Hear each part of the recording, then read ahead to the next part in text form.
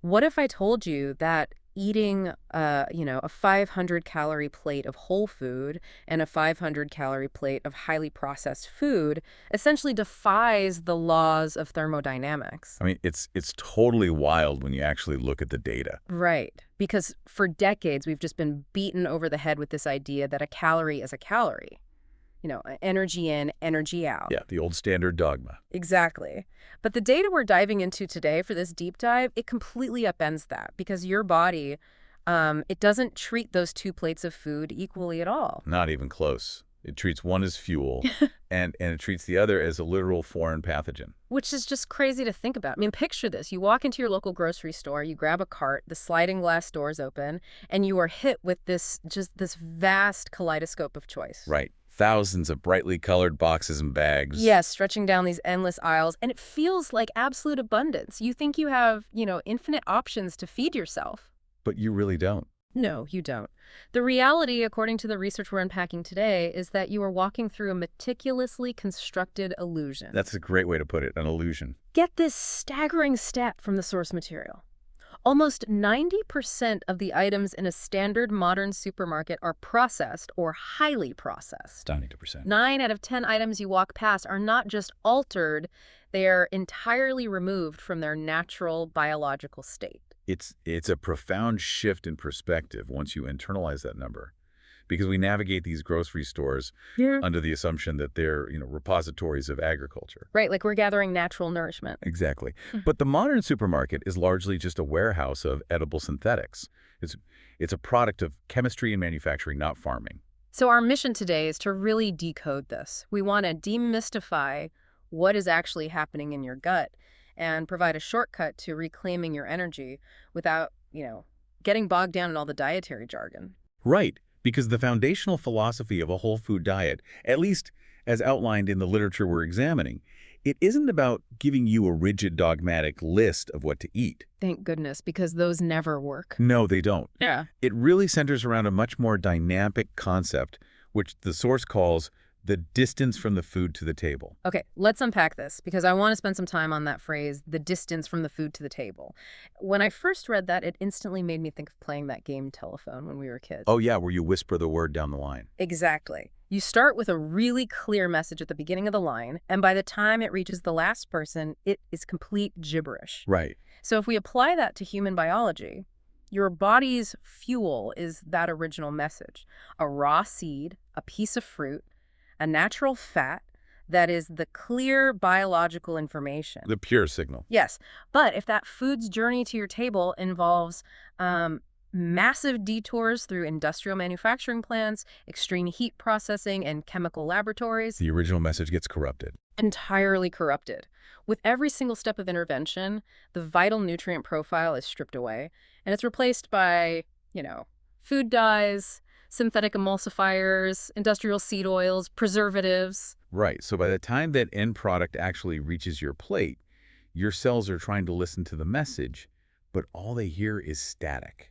Just biological static. And that concept of biological static is central to everything we're going to discuss today. Okay, so to understand how to shorten that distance for yourself, we really need to look at the physical layout of where we buy our food. Exactly. We have to map the geography of the grocery store because that layout, it is not accidental. It is deeply intentional. So what's the strategy? The most effective strategy for navigating this environment is to aggressively shop the perimeter. Just the outer edges? Right, the outer ring of the supermarket. That is where the perishables live. The fresh produce, the raw nuts, the eggs, the unpasteurized dairy, the fresh cuts of meat. But the concept of perishability, that's something the modern food industry has totally conditioned us to view as a flaw, right? Oh, completely. I mean, we look at a short expiration date and think, that's a massive inconvenience. We want a loaf of bread that can sit on the counter for 3 weeks without growing mold. Yeah, but biologically speaking, food in its natural nutrient-dense state is fundamentally meant to go bad.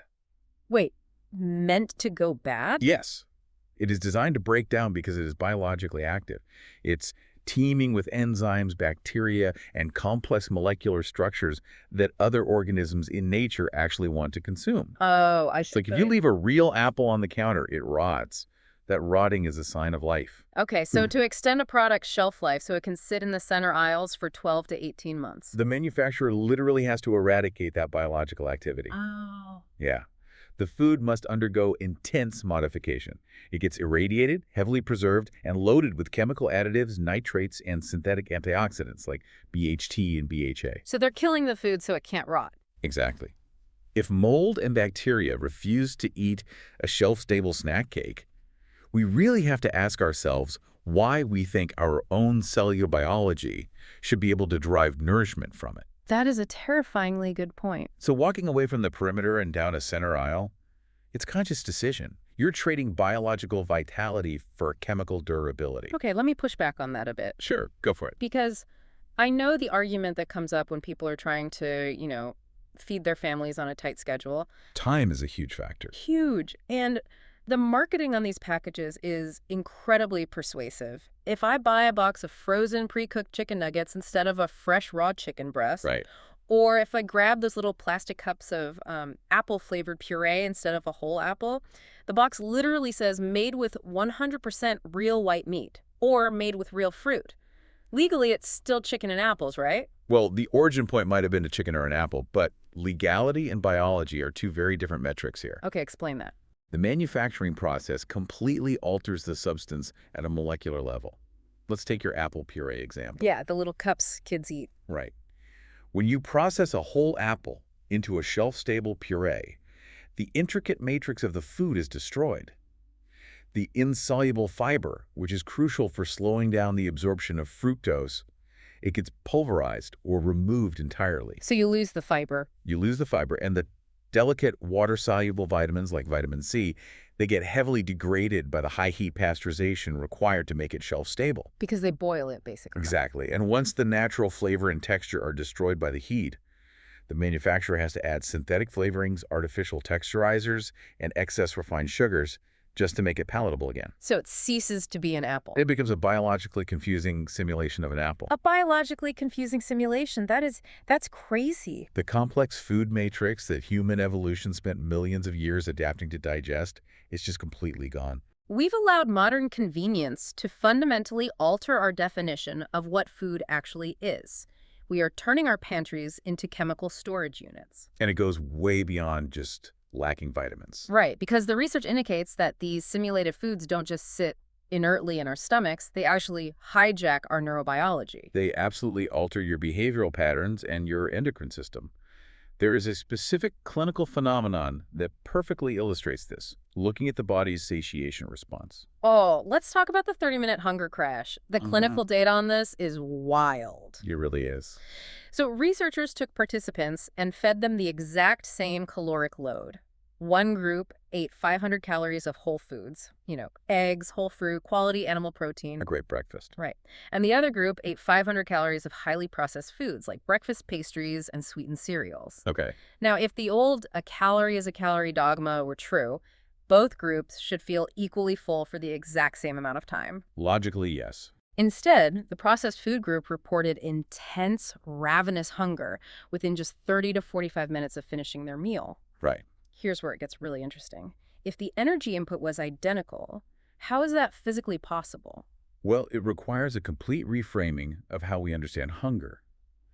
We tend to think of satiation merely as gastric distension. Like the physical stretching of the stomach walls when it's full of matter. Exactly. Yeah. But while stretch receptors do play a small role, true satiation is a highly complex chemical nutrient detection system managed by the brain and the gut. Okay, break that down for us. So your gastrointestinal tract is lined with enteroendocrine cells. Enter endocrine cells. Got it. When you eat a nutrient-dense whole food, these cells detect the presence of essential amino acids, complex fatty acids, and intact fibers. They're like little sensors. Precisely. And in response, they release specific satiety hormones, primarily peptide, YY or PYY, and cholecystokinin, which is CCK. Okay, PYY and CCK. And simultaneously, they suppress ghrelin. Which is the hunger hormone, right?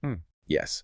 So this whole chemical cascade travels to the hypothalamus in the brain, delivering a clear message. We have acquired the necessary building blocks for survival. You can cease the drive to eat. So it's not about volume at all. It's about the brain scanning the incoming cargo for usable material. Exactly. Hmm. Now compare that to when you consume highly processed foods. You are ingesting a massive volume of empty calories. Just bulk without the Right. nutrients. The stomach fills up, but the enteroendocrine cells scan the delivery and find an absolute absence of vital micronutrients, complex lipids, and fiber. Because it was all stripped out in the factory. Exactly. Because the biological building blocks are missing, the gut never secretes those vital satiety hormones. Wow. So the brain registers a caloric intake, but it senses a nutrient famine. A nutrient famine, that's a powerful phrase. Therefore, it keeps the ghrelin levels elevated, driving you to seek out more food to fill the nutritional void. This is the physiological mechanism behind why you can eat an entire bag of processed chips, consume over 1,000 calories, and still feel completely unsatisfied. Yes, but the absence of nutrients is only half the problem. Right. The other half is the violent metabolic reaction to the refined ingredients themselves, the blood sugar roller coaster. That is the active damage occurring alongside the passive nutrient deficiency. Because the processed foods lack that fibrous matrix that naturally regulates digestion. Exactly. So the refined carbohydrates and sugars, they hit your bloodstream almost instantly. This triggers a massive unnatural spike in serum blood glucose. And elevated blood glucose is bad news, right? It is highly toxic to the vascular system. It damages blood vessels and tissues.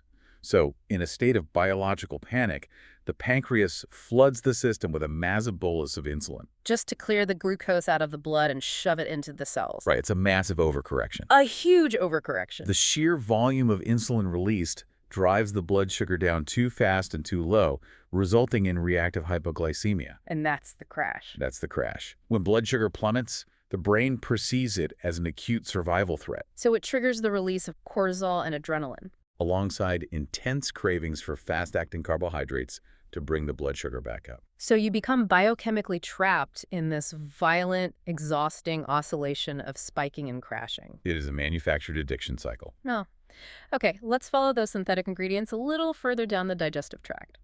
We understand the blood sugar crash, but what is physically happening when these artificial additives, the synthetic dyes, the lab-created flavorings, the preservatives, when they actually hit the small intestine? This is where we have to delve into the molecular mechanics of bioavailability and the creation of metabolites. Now, bioavailability is a term that gets thrown around constantly in the supplement industry. How does it apply to our whole food discussion here? Well, at its core, bioavailability refers to the proportion of a substance that actually enters systemic circulation and is able to have an active effect on your cellular machinery. Okay. When you eat whole foods, your digestive system, using mechanical breakdown, stomach acid, and specific enzymes, smoothly dismantles that food into usable microscopic building blocks called metabolites. Metabolites, like simple sugars, amino acids, and fatty acids. Exactly. Because human biology evolved alongside these natural structures, our bodies recognize them instantly. Right. The metabolites pass easily through the intestinal wall, enter the bloodstream, and are transported to the cells to build tissue, regulate hormones, and generate energy. I like to think of your digestive system as the teller at a bank. That's a good analogy. Yeah, eating bioavailable whole foods is like handing that teller a stack of perfectly valid $100 bills. The teller recognizes the currency, accepts it without hesitation, and deposits it into your account.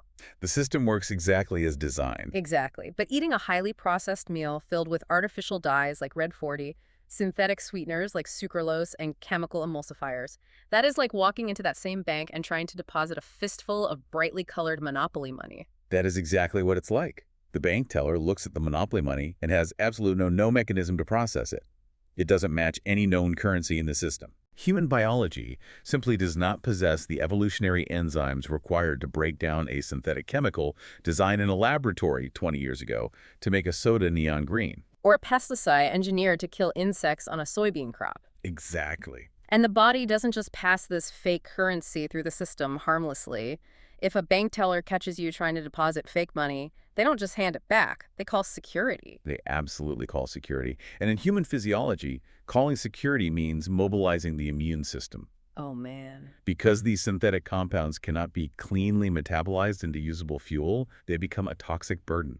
They induce oxidative stress. So your organs have to deal with it. Yes, your liver specifically.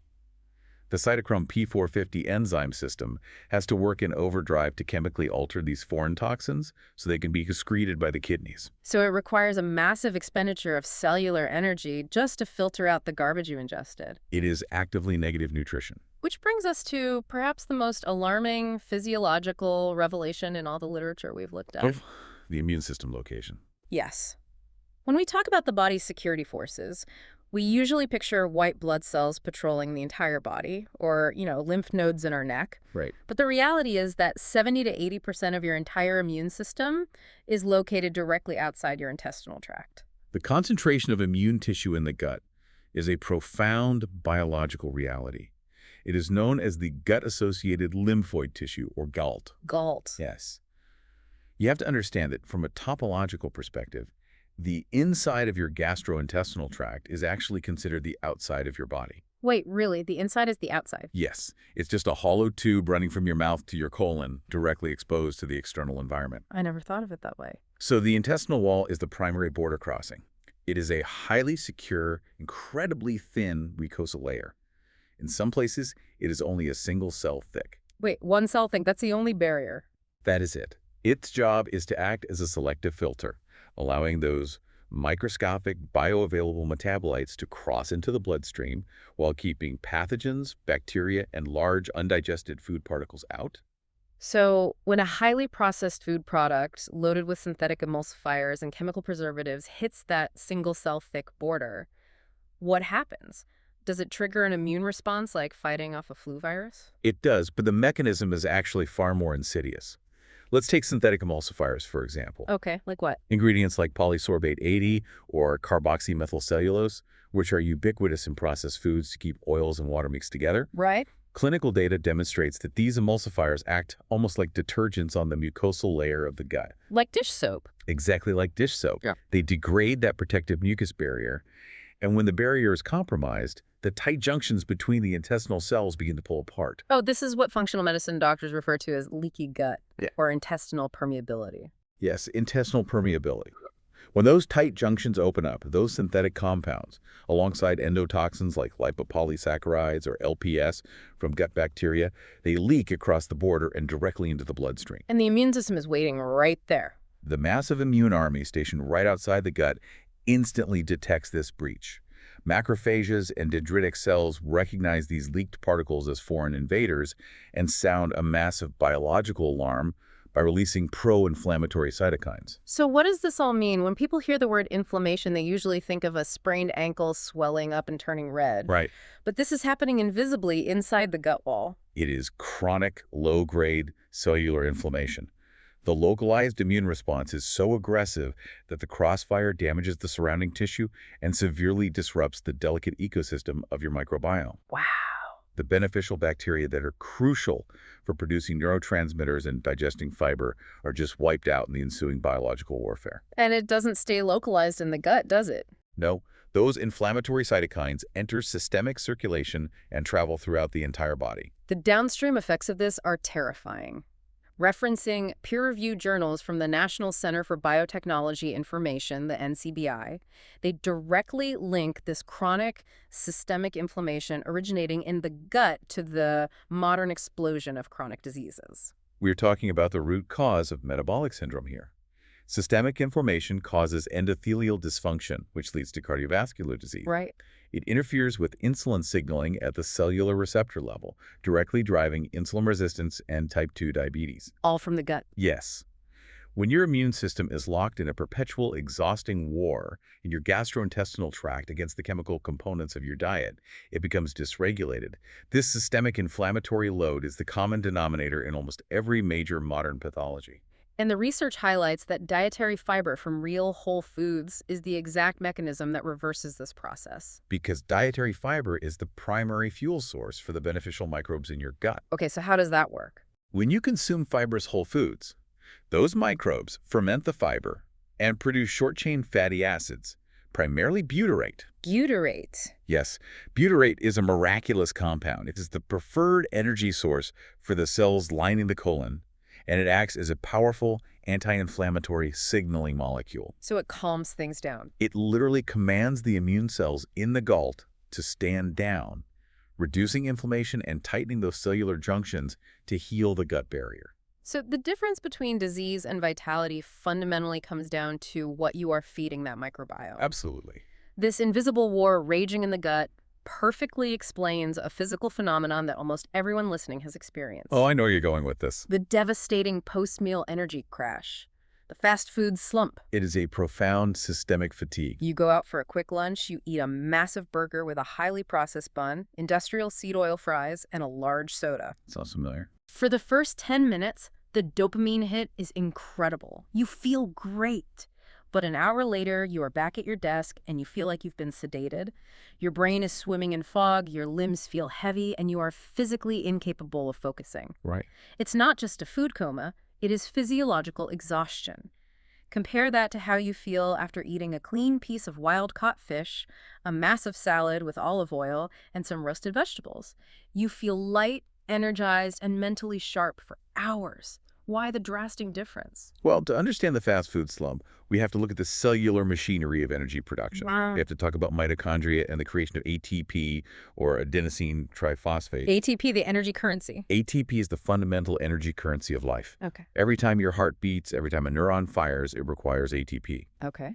When you consume a bioavailable whole food, the digestion is slow and steady. The resulting metabolites enter the bloodstream gradually and are taken up by your cells. Right. Inside the cells, the mitochondria run these carbon substrates through complex biochemical pathways, like the Krebs cycle and the electron transport chain, to cleanly and efficiently generate a massive yield of ATP. I picture it like building a fire to heat a house. Oh, that's a perfect analogy. Eating whole foods is like placing a massive, dense piece of dry oak into the fireplace. It takes a little while to catch, but once it does, it burns clean and it radiates deep, sustained heat for hours.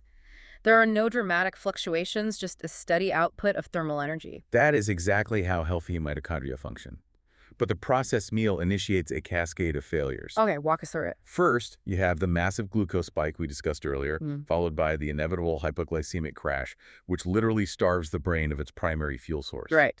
Simultaneously, the massive inflammatory response in the gut is consuming a vast amount of systemic energy. Mm. Mounting an immune defense is highly calorically expensive. It takes energy to fight the war. It's exactly. Furthermore, the synthetic chemical additives and industrial seed oils induce oxidative stress inside the cells, actively damaging the mitochondrial membranes and impairing their ability to produce ATP. So throwing that fast food meal into your biological fireplace is like dumping a bucket of dry pine needles and half a gallon of lighter fluid onto the grate. Yeah. You get a massive, violent explosion of heat and light for about 20 seconds. That's the sugar spike. And then the fuel is entirely gone. The fire dies completely, leaving you with nothing but toxic smoke and cold ashes. That is brilliant. Yeah. The fast food slump happens because your cellular fire has literally gone out. Your mitochondria cannot produce ATP under those inflammatory conditions. Wow. And this brings us to a highly nuanced and fascinating area of the literature, because once you understand that the goal is to optimize mitochondrial function and reduce the chemical burden, the strategy doesn't just stop at avoiding processed foods. Right. It moves into the realm of active biological optimization. Yes, the sources dive into how we can aggressively shorten the distance to the table by utilizing incredibly specific, ancient foods and targeted intervention. The advanced protocol. The advanced protocols, exactly. This is where the conversation gets controversial, but deeply interesting.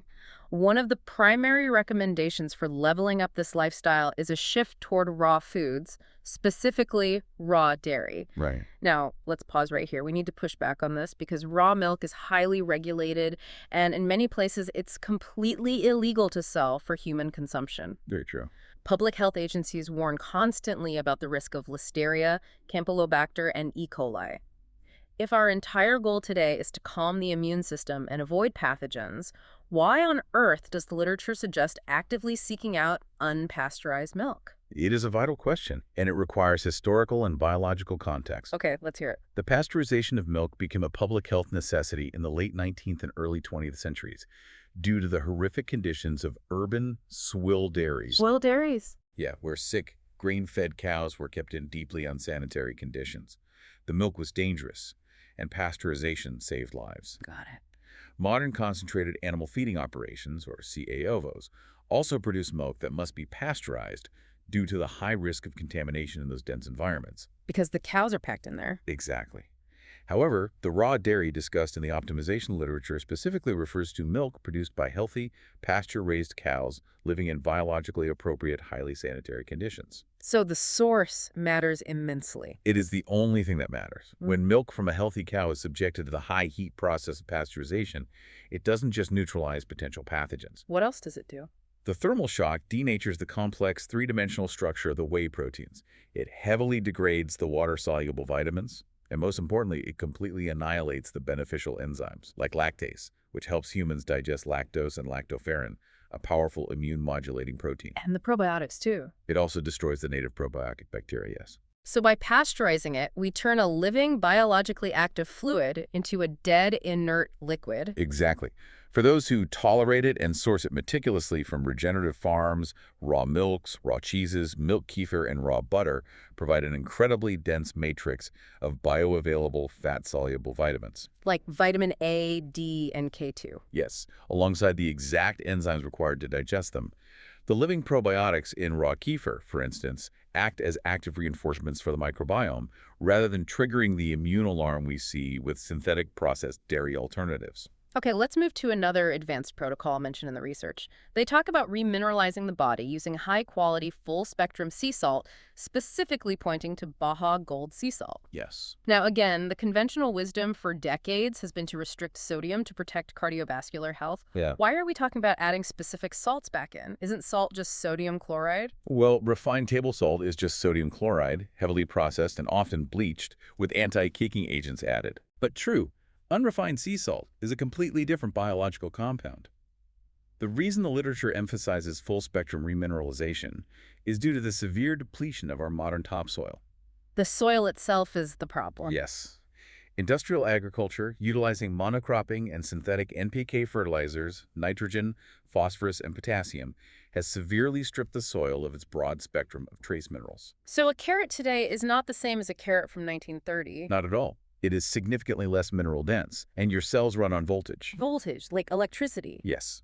The cell membrane requires a delicate balance of electrolytes and trace minerals, magnesium, potassium, calcium, and dozens of others, to operate the sodium-potassium pumps that transport nutrients into the cell and push waste out. Oh, wow. If you only consume refined sodium chloride, you disrupt that osmotic balance, which can lead to hypertension and intracellular dehydration. And unrefined salts fix this. Unrefined salts, like the Baja Gold mentioned, contain upwards of 90 trace minerals in their natural ratios, helping to restore that critical cellular voltage and hydration. That makes perfect sense. The soil is depleted, so we have to source those trace minerals from the sea. Exactly. Another fascinating intervention brought up in the source material is the use of hydrogen water.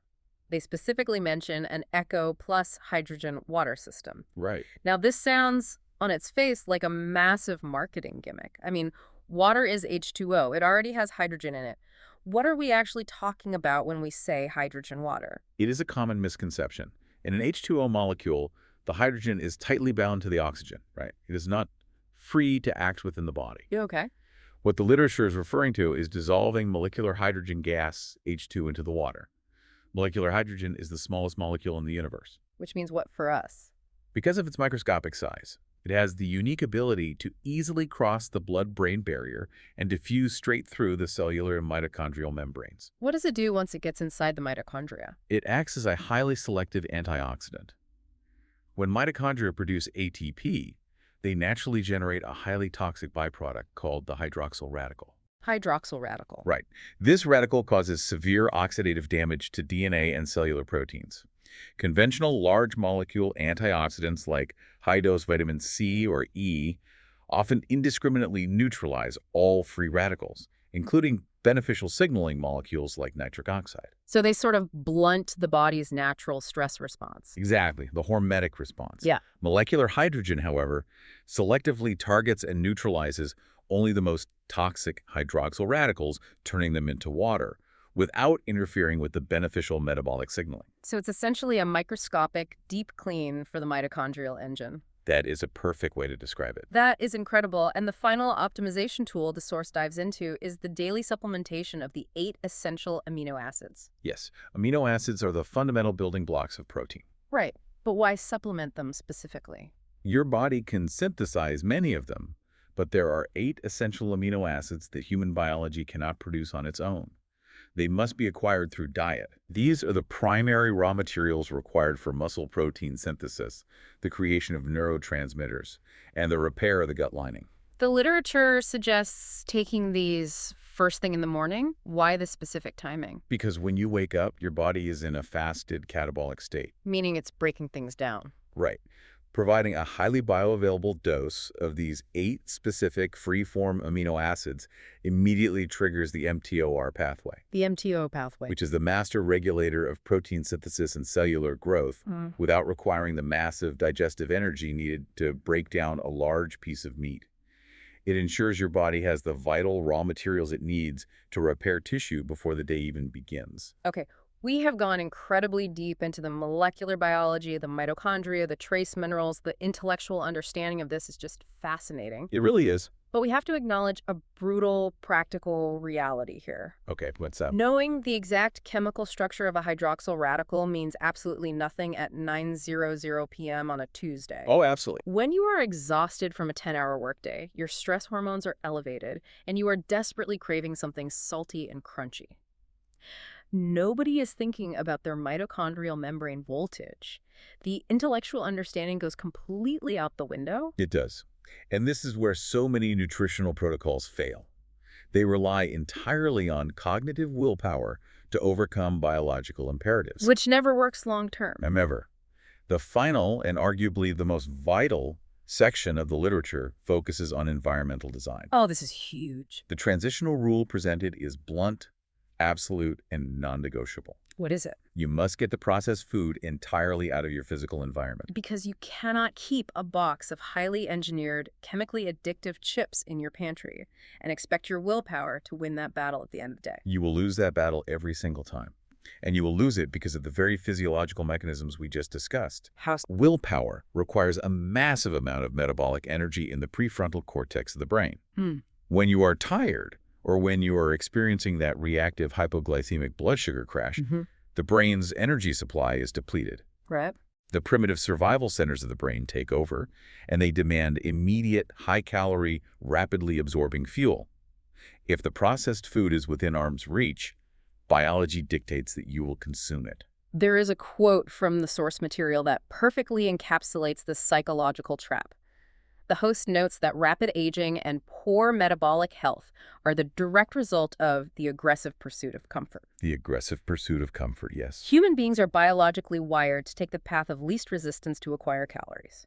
If a hyper-palatable, heavily processed snack is comfortable, requires zero preparation, and is sitting on your counter, you are going to eat it. Exactly. So the engineering challenge becomes, how do we leverage that human nature? How do we make the whole nutrient-dense foods the most comfortable, frictionless choice available? You achieve that through aggressive prepositioning. Represent. You have to design an environment where the path of least resistance leads directly to bioavailable nutrients. The literature provides a very specific tactical blueprint for this. Focusing on alternatives that satisfy the exact sensory cravings, right? Yes, the crunch, the salt, the fat, the sweetness, the things that drive us to process junk, but without the devastating chemical payload. Let's break down those specific tactical swaps, because this is where the theory hits reality. When that craving for something incredibly salty and crunchy hits, what is the protocol? The first recommendation is to stock high-quality Parmesan crisps and natural organic corn tortillas cooked in healthy fats, not industrial seed oils. Let's talk about the Parmesan crisps. It's literally just baked cheese. Just baked cheese. It provides that loud, satisfying auditory crunch in the skull that the brain associates with processed chips, and it delivers a massive hit of sodium and satiating dietary fat. Right, but it completely bypasses the massive carbohydrate spike and the chemical emulsifiers. Exactly. You are satisfying the sensory desire while delivering actual metabolites. Precisely. And for the afternoon sweet craving, the protocol calls for keeping high-quality, whole-fat, unflavored Greek yogurt front and center in the refrigerator. Whole fat is the key variable there, right? For 40 years, the diet industry demonized dietary fat, pushing us toward low-fat yogurts that were absolutely loaded with refined sugar to make up for the destroyed texture. That low-fat era was a complete metabolic disaster. It really was. Natural, complex dairy fat is highly satiating. It triggers the release of those CCK and PYY satiety hormones in the gut we discussed earlier. Okay. When you combine that whole-fat Greek yogurt with fresh, organic berries, which the protocol insists on keeping washed and highly visible, you create a snack that provides the sweetness the brain desires, the fat required for satiation, and the soluble fiber to slow the absorption of the fructose. It's a perfectly balanced, metabolically stable intervention. Exactly. And there's one final, incredibly simple hack from the literature that I'd actually never considered before: storing your raw nuts in the refrigerator. Oh, it is a brilliant textural strategy. How does it work? When you eat raw nuts at room temperature, they can sometimes feel a bit soft or lacking in the distinct crunch people crave from a processed snack. Right, they're not like potato chips. But by chilling the nuts, the natural monounsaturated and polyunsaturated fatty acids inside the nut harden slightly. This drastically changes the mouthfeel. Oh, wow. When you bite into a cold, raw almond or walnut, it shatters. It provides a vastly superior crunch and sensory experience, completely satisfying the mechanical desire to chew something substantial. It is environmental hacking at its finest. It really is. By taking 30 minutes on a Sunday to pre-position cold, crunchy nuts, whole-fat yogurt, washed organic fruit, and clean, salty Parmesan crisps, you completely eliminate the friction. You're setting yourself up to win. You're giving your entire endocrine system the rich, bioavailable nutrients it needs to actually send the I am full signal to the brain. You avoid the massive blood sugar spike, you completely bypass the catastrophic immune alarm in the gut, and you protect your mitochondria. You are actively taking control of the biological message your body receives. You are systematically shortening the distance from the food to the table. You are removing the chemical static. Exactly. Well, we have covered an immense landscape of biology and history today. We started by peeling back the illusion of the modern grocery store, recognizing that 90% of the center aisles are filled with biologically confusing simulations of food. Right. We mapped the geography of the perimeter, understanding that the very perishability we fear is actually the biological vitality we desperately need. We really examined the profound internal mechanisms that dictate our energy and our mood. We moved past the archaic idea of calorie counting and looked at how our brain's sophisticated nutrient detection system is hijacked by the blood sugar roller coaster of processed ingredients. And we discussed the monopoly money of synthetic additives. Yeah, how those lab-created compounds breach the single-cell border of the gut, triggering a massive, exhausting immune response that drives systemic inflammation and metabolic disease. And then we explored the heights of biological optimization. Looking at how we can rebuild our cellular voltage with trace minerals from the sea, protect our mitochondria with molecular hydrogen, and provide our bodies with the raw amino acids required to generate clean, sustained, unyielding energy. Because ultimately, the literature drives home one undeniable truth. What's that? Your physical health is the prerequisite for every other ambition in your life. Oh, true.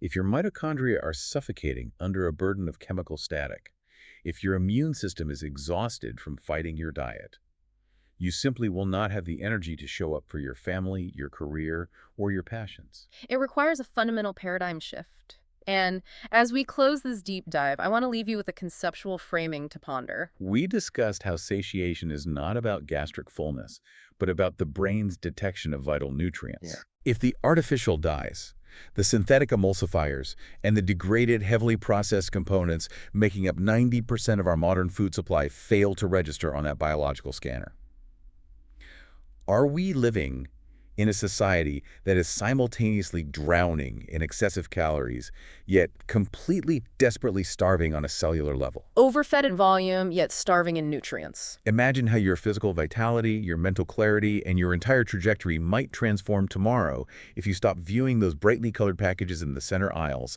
as sources of nourishment and started seeing them for exactly what they are. What's that? Consumable chemical entertainment. Consumable entertainment. Next time you walk through those sliding glass doors, look at that vast kaleidoscope of choice, not as a supermarket, but as an amusement park. Enjoy it occasionally if you must, but do not expect to survive on it. Stick to the perimeter. Shorten the distance to your table.